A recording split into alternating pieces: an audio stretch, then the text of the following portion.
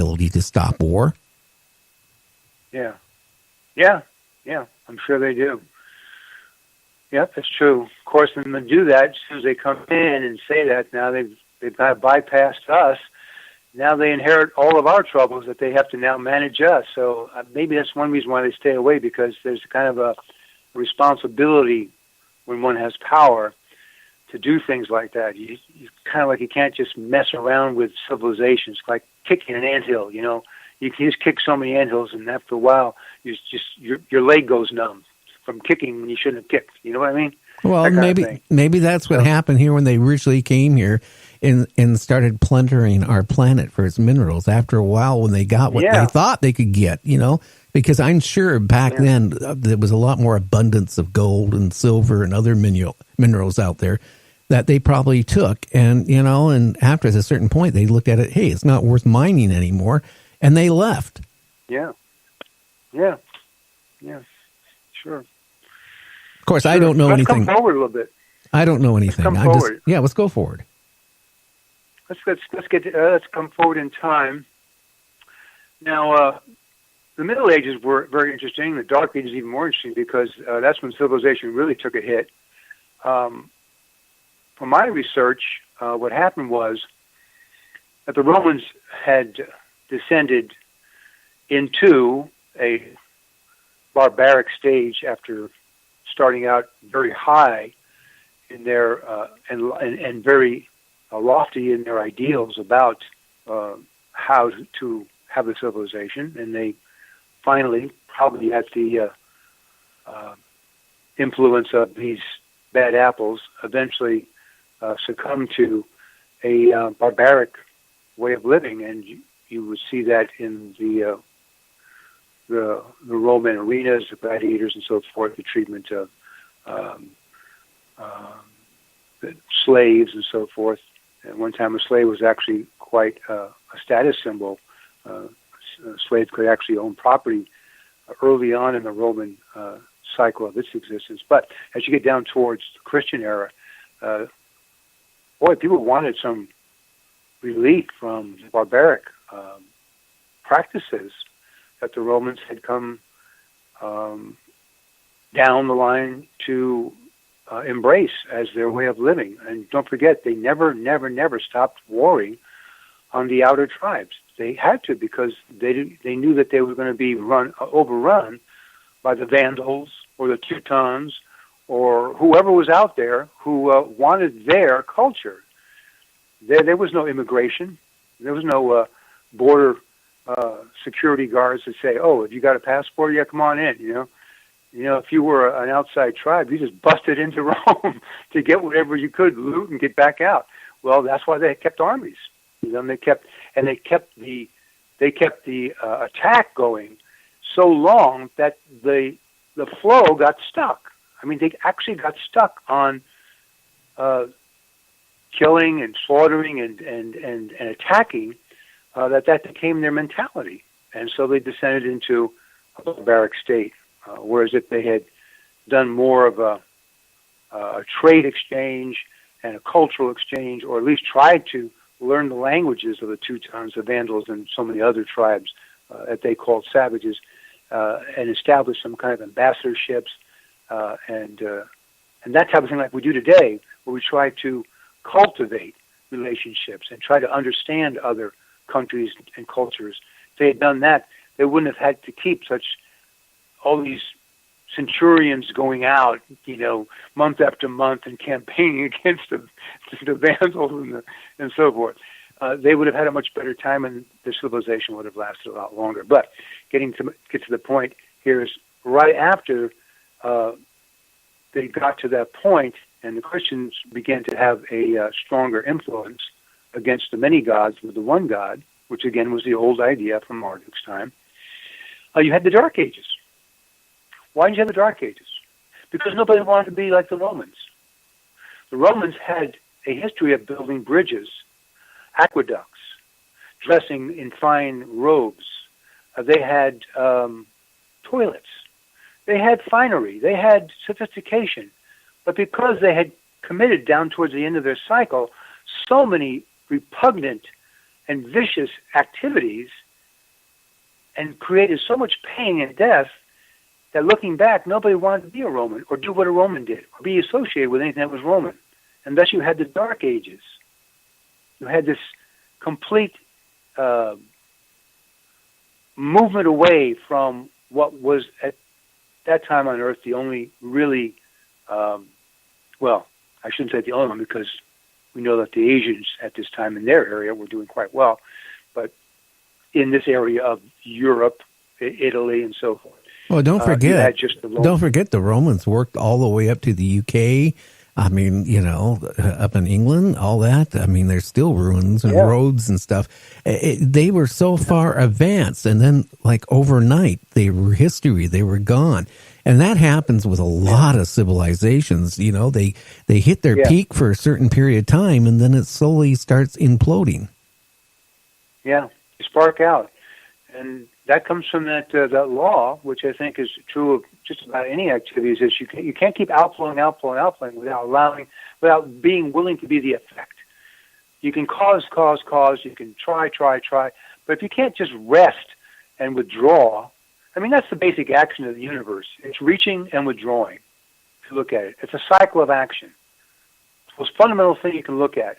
I mean, every day we get up, we wash, we eat, we dress, we do some work, we go someplace, we produce something, we come home, we're a little bit introverted or tired, we take some time out, we eat, we relax, we try and talk to friends, go out, or read a book or whatever, watch television.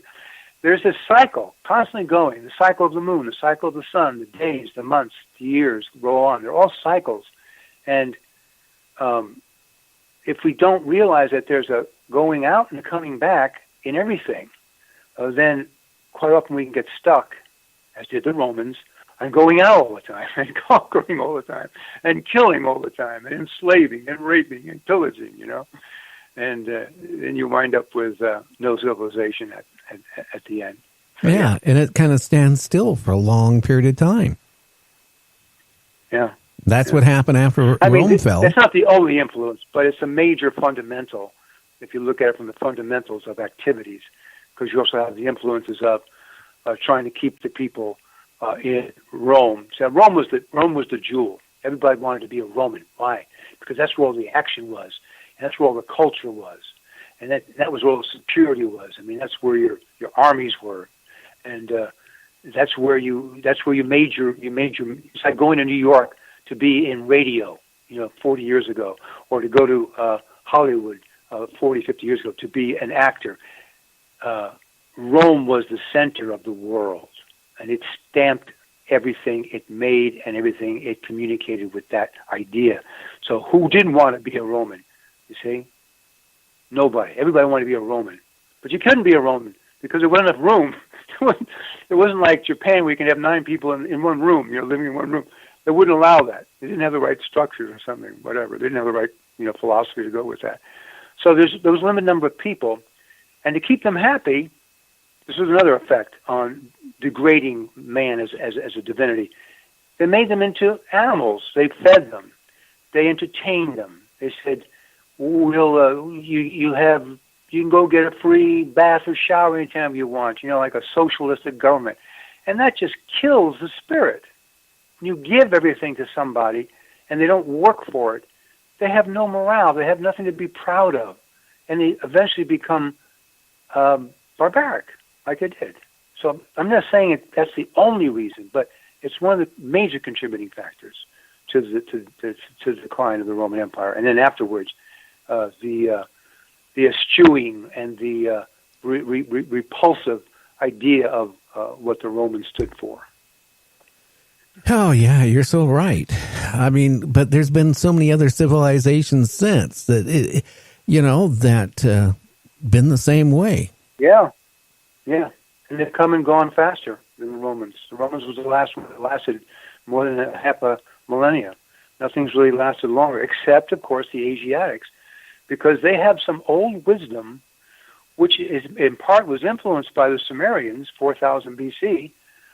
The Sumerians actually influenced the Asians, because when Sumer was blown up with a nuclear war, where did the fugitive go? Where did the The ones that lost their homes and their businesses and their temples, where'd they go?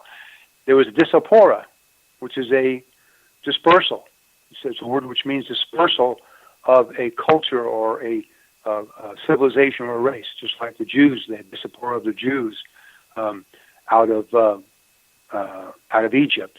Okay, well, there was that going on 4000 BC, and part of them went south and southeast. They went towards Asia, and some of them went northwest, towards Europe and towards Norway and the cold parts of the planet, and some went to the northeast, which would have been the steppes and I can't say the name with S. What's the name with S? Siberia, and so forth, and then even across the channel there to North America. So anyway, sometimes I get on my high horse and I string too many thoughts together. Where were we? Well, yeah, all this happened, but what happened I wonder, to the aliens that came down and populated our planet in the first place? That's all I can think about. That's how we got populated, was not from, I hate to say it, man didn't come from ape. Man, I really don't think so. I think maybe it could have been spliced, but I think we were brought here as slaves, as a race, and then we evolved from there. Okay, I can buy into that idea. I mean, it's a pretty good concept. Any evidence of that? Yeah, Facebook. Anything you've read or seen? Facebook. Oh, Facebook. Yeah, Facebook. Well, it's something. It's it's not a lot, but it's something. Yeah, well, we can start there.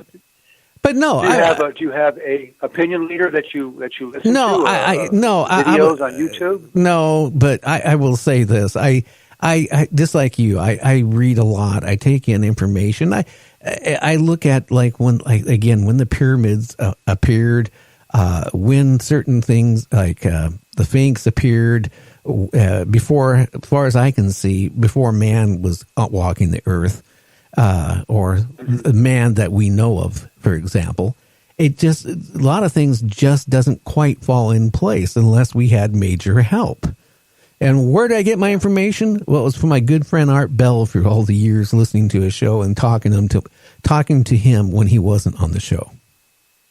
Yeah, no, he's a good source. I listened to him a couple of times too. He's definitely a true source for a lot of the stuff. He had great guests on too, guests with real credentials. Who've been there and seen it and done it, and have a lot of evidence to show people. So he's good. He's real good. So well, we're going to have to go on break here in about 2 minutes. Is there anything you want to say before we go on break? No. The next thing we're going to jump up to the Renaissance period and then to present time. Okay. Well, I love that. I love that before the present time. Anyway. So anyway, we got like 2 minutes left. I'm just going to say a lot of people just need to sit back and really think hard how our planet originated, how life originally came on this planet. How did humanoids come on this planet? I'm going to get in a lot of trouble. I just don't buy Adam and Eve. I'm sorry. I don't know. And the churches have been probably the worst thing through the years of giving pain and propaganda out there of anything. Yeah.